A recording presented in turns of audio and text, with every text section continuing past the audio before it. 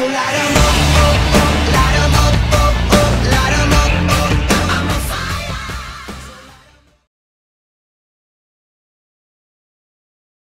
Hey everybody! So episode 20 of Teen Wolf Season 3 just aired and I am so scared right now. The episode starts off where we see Stiles and his father arriving at the mental institution that coincidentally Barrow used to be at.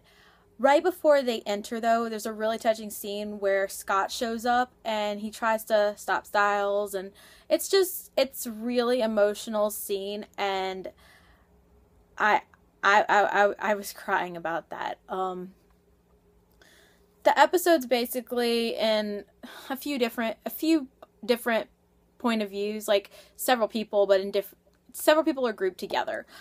Stiles spends the episode in the mental health institution or whatever, aka the Echo House, because everything echoes. One of the first things that happens when he gets there, someone hangs himself. But one of the things Stiles is doing there is he's trying to keep himself from hurting people and staying awake so that the Nogitsune cannot take control over him again.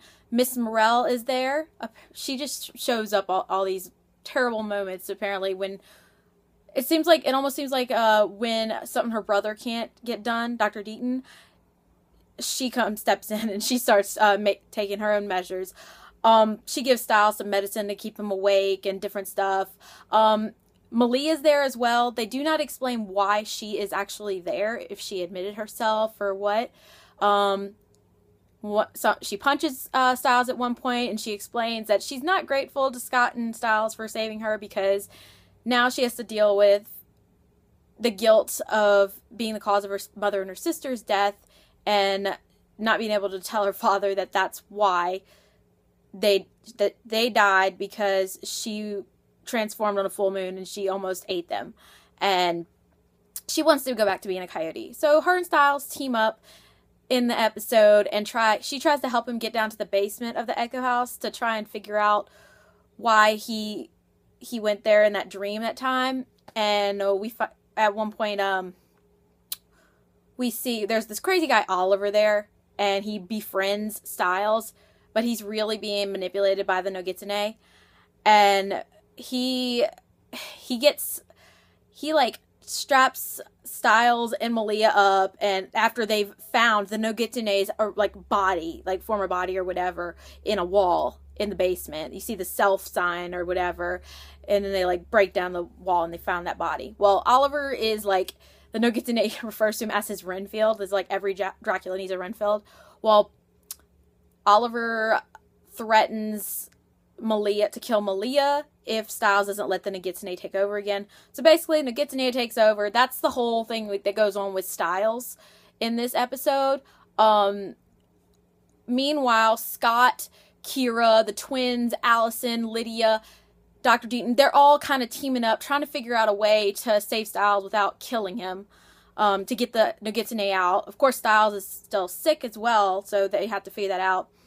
So they found out that Mr. Katashi, that Silverfinger, his literal Silverfinger is being transferred, the evidence or whatever, and they come up with this whole scheme to get it, because apparently there's a scroll in it that can give them information about saving Stiles or getting rid of the Nogitsune.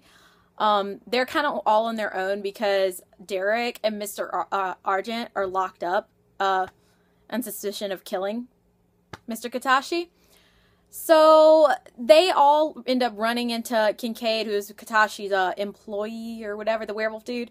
They all fight him and stuff, and Scott, you really need to build up your mojo, reinforce pack bonds, because you're an alpha and you couldn't take that beta guy down. I mean, I really had a problem with that, Scott. You need to you need to find your special true alpha ability and powers. Just get with it. So now they've got the scroll, and I'll get back to that in a second. One thing I wanted to mention that was very interesting to watch and entertaining was just the whole scene between Derek and Mr. Argent in prison, just talking about how they saved Jackson and and how and what would happen if Mr. Argent would kill Styles if he was still possessed, or if he would have if he would feel remorse over killing Styles. And he says he would, but he would not feel remorse for killing a Nogitsune. So I'm still freaking out about all of that. Now back to the scroll. Basically, the only thing that really we learn from it, it's not much, that if you like physically change the host of the Nogitsune, it'll like force him out or something. So Scott was like, so turn him into a werewolf. I don't know. I don't know. I just want Styles to not be sick, not be possessed, just be a plain on funny human again. I know I'm not the only one. I think everybody wants him back to normal. Just original, awesome Styles. Something that happened that I did not approve of was Styles and Malia hooking up. I'd like to just believe that they didn't really fully hook up, because I want Styles with Lydia, and that's just that. I have a couple of questions nagging at my brain. They just won't go away. Where is Isaac in this episode? He was in the hospital and not healing the last episode. And I still want to know what is the big old secret Scott's father is keeping.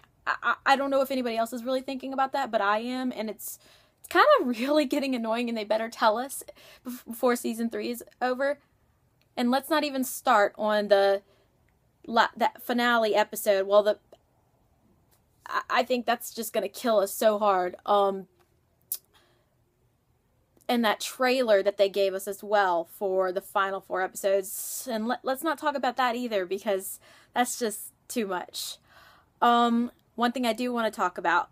This is my 20th Teen Wolf recap and review vlog, and I want to thank all of you that have continued to watch and support this channel of mine and like these videos. I hope y'all will continue to subscribe and watch these. I enjoy making them, and I am glad that y'all enjoy them. I hope y'all have a great night, and see y'all next week. Until then, bye.